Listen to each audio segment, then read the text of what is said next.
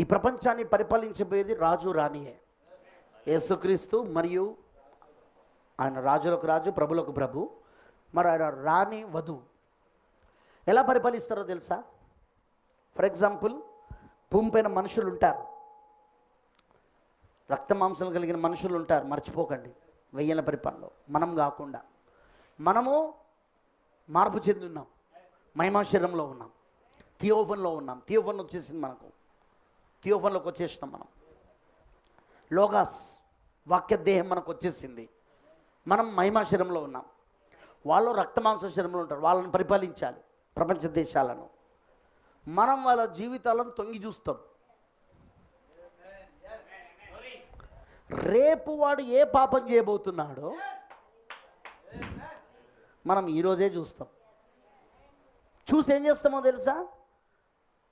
వెళ్ళి మనము ఆ పాపం చేయకుండా ఆపేస్తాం. అక్కడ సాతానుడు 1000 ఏళ్ళు బంధించబడుట అంటే వాడిని ఏమి పెద్ద పెద్ద గొలుసులు కట్టి అరే నువ్వు ఇక ఇక్కడ నుండి కదలకరా, అది కాదు. అక్కడ వాడిని ఎలా బంధిస్తామంటే మనము వాళ్ళ యొక్క జీవితాలను, మనం థియోఫన్లో ఉన్నాం కదా, మహిమా శరీరంలో ఉన్నాం కదా, అక్షయ శరీరం మహిమా శరీరం వాక్యదేహంలో ఉన్నాం కదా, వాళ్ళ జీవితాలను మనం ముందే చూస్తాం. మనం వాళ్ళ జీవితాలను తొంగి చూస్తాం మనం. సో రేపు ఆ స్త్రీ ఏ పాపం చేయబోతుందో లూసిఫర్ తెలియదు ఆ విషయం. వాడు అనుకుంటాడు ఇది నేను చేపిస్తున్న ఈ పాపం ఎవరు తెలియదు అనుకుంటాడు, కానీ అక్కడ వధువుకి తెలుసు. అప్పుడు వధువులోన సభ్యుడు ఎవరి కింద అయితే ఆ రాజ్యం వస్తుందో, వధువులోని సభ్యులకు వాళ్ళు ఏం చేస్తారంటే, ఆమె ఆ పాపం చేయకమునిపే లేదా అతను ఆ పాపం చేయకమునిపే వీళ్ళు వెళ్ళి ఆ పాపం జరగకుండా ఆపేస్తారు. అక్కడ ఒక మర్డర్ జరుగుతుందని తెలిసినప్పుడు ఆ మర్డర్ని పోలీసు వాళ్ళకి తెలిస్తే ముందే వెళ్ళి ఆపుతారు. కరెక్టేనా? మొత్తం బందోబస్తు చేసి అవసరమైతే కర్ఫ్యూ విధించి ఎవరింట్లో వాళ్ళు ఉండాలని పెడతాడు. ఎందుకు? మర్డర్ జరగబోతుందని తెలిసింది కాబట్టి ఆపేస్తాడు. అది జరగనియాడు ఆ క్రైమ్ని. అది పోలీసు వాళ్ళది. కానీ మనది అట్లుండదు. ఇంకా మనం ఏం చేస్తామంటే కంప్లీట్గా ఆ వ్యక్తి ఆ పాపం చేయక మునిపే, ఆ మర్త్యుడు పాపం చేయక మునిపే వాళ్ళ జీవితాలు మనం తొంగి చూస్తుంటాం. కాబట్టి ఆ పాపం వాళ్ళు చేయబోతున్నారని మనం ముందుగానే ఎరుగున్నాం. కాబట్టి వెళ్ళి ఆ పాపము జరగకుండా మనం అక్కడ ఆపేస్తాం. అలా సర్కమ్స్టాన్సెస్, పరిస్థితులు అనే గొలుసుల ద్వారా పాపాన్ని, సాతాన్ని బంధించేస్తాం.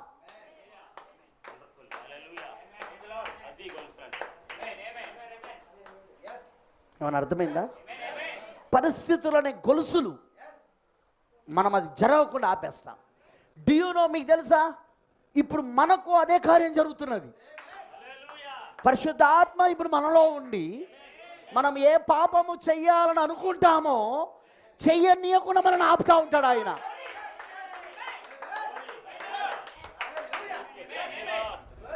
పట్టుకున్నారా నేను చెప్పింది? అందుకే బైబిల్ అంటుంది, ఎందరైతే దేవుని ఆత్మ చేత నడిపించబడుదురో వారు దేవుని కుమారులు అనబడుదురు. ఆత్మ చేత నడిపించబడడం అంటే అర్థమేంటో తెలుసా? నువ్వు ఏ పాపము చెయ్యాలని ఉద్దేశిస్తావో అది చెయ్యకుండా నేను పరిశుద్ధాత్మ ఆపుతా ఉంటాడు. పరిశుద్ధాత్మ నేను ఆపేస్తూ ఉంటాడు. He will stop you. అందుకే బైబిల్ అంటుంది, ఆత్మ చేత శరీరక్రియలను చంపుట. శరీరము ఆత్మ, ఆత్మ శరీరం ఒకదానికొకటి విరోధముగా అపేక్షిస్తుంది. పరిశుద్ధాత్మ ఏం చేస్తుందంటే ఈ శరీరక్రియలను చంపేస్తూ ఉంటుంది, నిన్ను ఆపేస్తూ ఉంటాడు ఆయన, నిన్ను పరిపాలిస్తూ ఉంటాడు ఆయన, నిన్ను నడిపిస్తూ ఉంటాడు ఆయన, పరిపాలన చేస్తూ ఉంటాడు.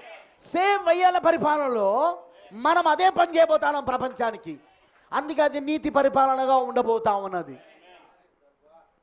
క్రీస్తు పరిపాలనగా, నీతి పరిపాలనగా, రాజు రాణి పరిపాలనగా అది ఉండబోతున్నది. అది ఎలా సాధ్యం బ్రదర్ అంటే థియోఫనీ, వాక్య శరీరం. అర్థమైందని చెప్పింది? అర్థమైన వాళ్ళందరూ ఆమె చెప్పండి. అపవాది ఆ పాపము ఆ వ్యక్తితో చేయించక మునిపే మనం అక్కడికి వెళ్ళిపోతాం. ఆ వ్యక్తిని అది చేయకుండా ఆపేస్తాం. మనం అతనికి అలాంటి ఆలోచన రాకుండా ఆపేస్తాం. అతను ఆ పని చేయకుండా ఆపేస్తాం. ఎందుకు? అతని జీవితాన్ని మనం తొంగి చూస్తాం. మనం అర్థమైందని చెప్పింది. సేమ్ ఇప్పుడు హోలీ గోస్ట్ మనల్ని కూడా చేసేది అదే.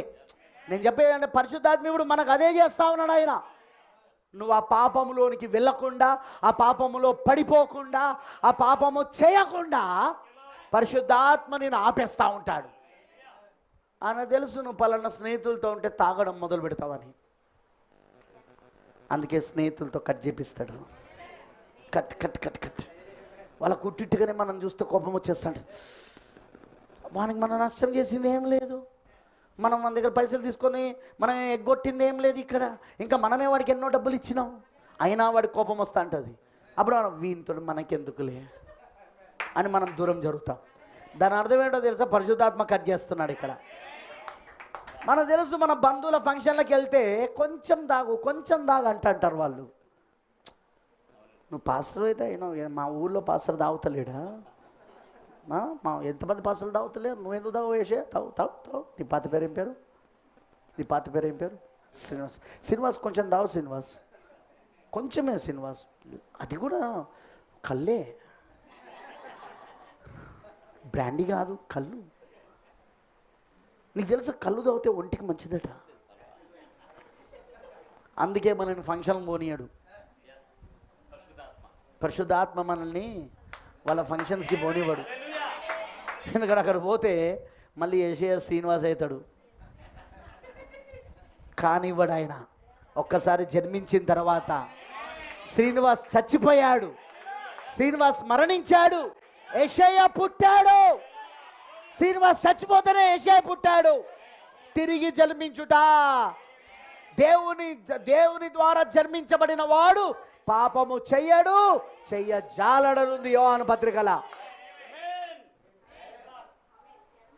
ఇప్పుడు మనల్ని ఎలా పరిశుద్ధాత్మ నడిపిస్తున్నాడో అప్పుడు మనము ప్రపంచంలో ఉన్న వ్యక్తులను, ప్రజలను, దేశాలను నడిపించబోతున్నాం. అది